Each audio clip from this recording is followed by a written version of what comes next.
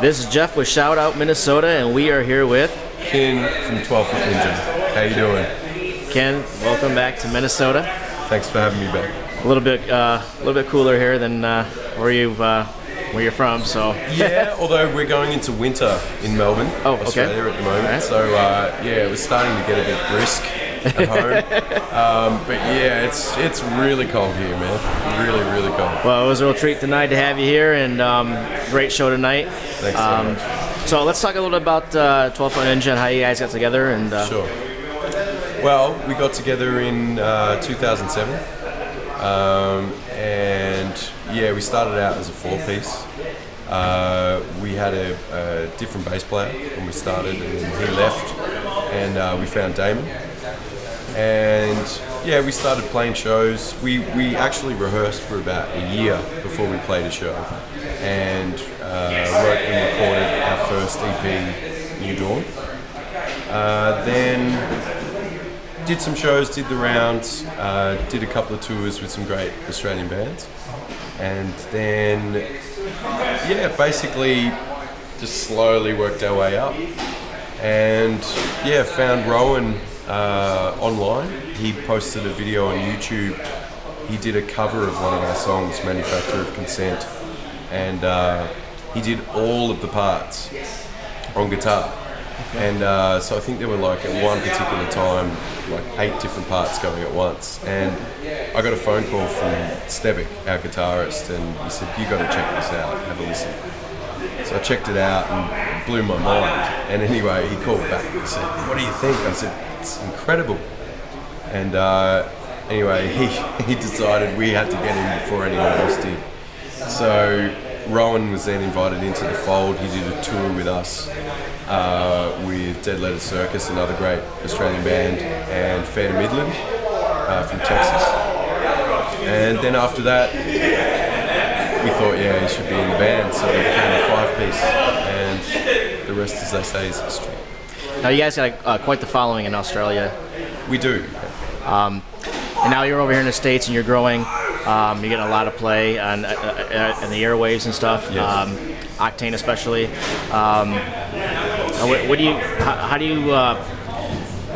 Have you seen the difference in the growth of the fans in the last couple of years in the States? Absolutely. Actually, we have more fans in the States now than we do at home, which is awesome.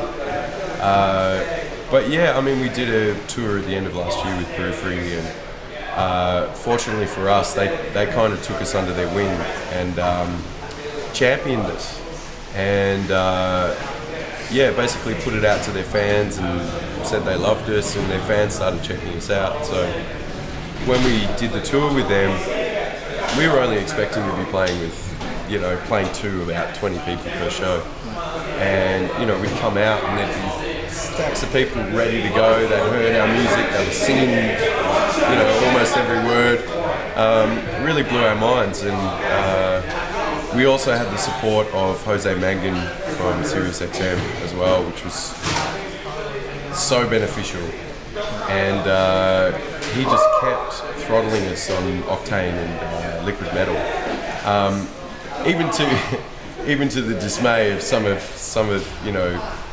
his sort of more hardcore fans, especially on Liquid Metal. The metal purists, we call them. Understandably so. I mean, we put reggae and funk, Latin stylings in there, which can sometimes challenge a metal purist's masculinity, I think. Right. But yeah, with his support, it just started growing and growing and growing. So after that tour, we decided, well, why don't we come back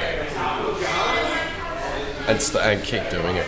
And yeah, basically from there, it's just been building and building and building. Cheers, man. Love ya. And along with your success that you've been having, obviously you've just won an award. So let's talk about that a little bit. Well, yeah, we just won a Revolver Golden God or Golden Gods award for Best New Talent, which is crazy and something that we weren't expecting. And so Stevic and I attended the award ceremony, and we were expecting, there was such an incredible group of bands in that category. Crosses, Scar the Martyr, Death Heaven, which released one of my favourite albums of last year. So we kind of thought, well, they've got it won, you know, let's just attend, let's have a good time, let's, you know, make eye contact with people that, you know, used to adorn our walls, our bedroom walls. And yeah, we didn't expect anything, and then we were told that we'd won, like, pretty much just before we got on stage, and it was crazy. It was absolutely crazy. It was something that, you know, of course we would have loved to have won, but we didn't expect. So when we found out, we were just ecstatic, and we're so grateful that we have such passionate fans that they'd vote for us. It was an award voted, you know, by the fans, not, you know, some committee of music heads, and so that was really important to us. That was amazing, and to see that level of support, it really touched us. Now, you guys are very interactive with your fans, especially on your website, which brings up the next subject I want to talk about, Project 12. Sure. Let's talk a little about that, how that got started, and what it involves with. Okay. Well, we just wanted to, with our debut album, Silent Machine, we just wanted to do something different with its release, and we threw around quite a few ideas, but the idea we settled on was to release 12 songs over 12 weeks, accompanied by a comic drawn by a great artist by the name of Keith Draws, who I believe lives in Mexico, English born but lives in Mexico. And love you, man. Sorry. Love you, dude.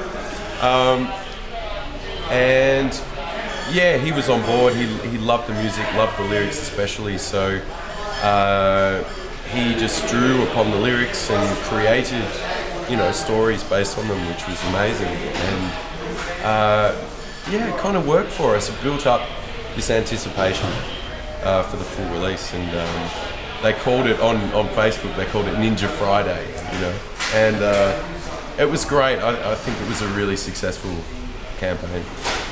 Awesome. One quick question: how did you get the name 12 Foot Ninja?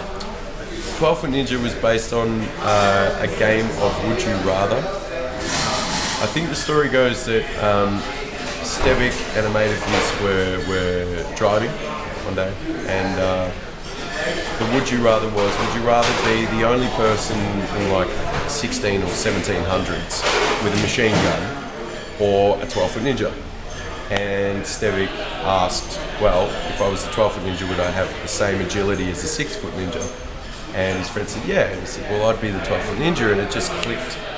And he ended up calling Russ, our drummer, and said, look, I got a name. It's 12 Foot Ninja, what do you think? And Russ said, yeah, it's pretty good if you're like 8 years old. So that's really where it came from. Awesome. Well, I'm going to wrap it up here, and I thank you so much for your time. And we always love to have you come back again, of course. Minnesota, you got a lot of fans here. Man, looking forward to it. I love this place. So one last, actually, you know what? Let's talk about really quick how they can get a hold of you guys. Sure. We've got a website, www.12footninja.com. And we're also on Facebook, so Facebook.com/12 Foot Ninja, one word. Not the numerical 12, the word 12. We're also on YouTube. We've got 4 clips on YouTube, but we've also got skits that we used to do, and tour videos, and yeah, a few interviews and those sorts of things, so you can check us out there. All right. One last shout out to the fans of Minnesota. Sure.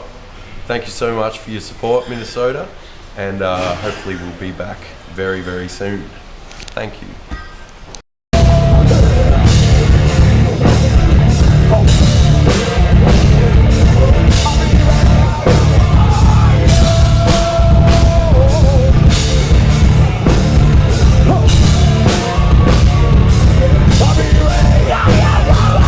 We are always with you, stood up with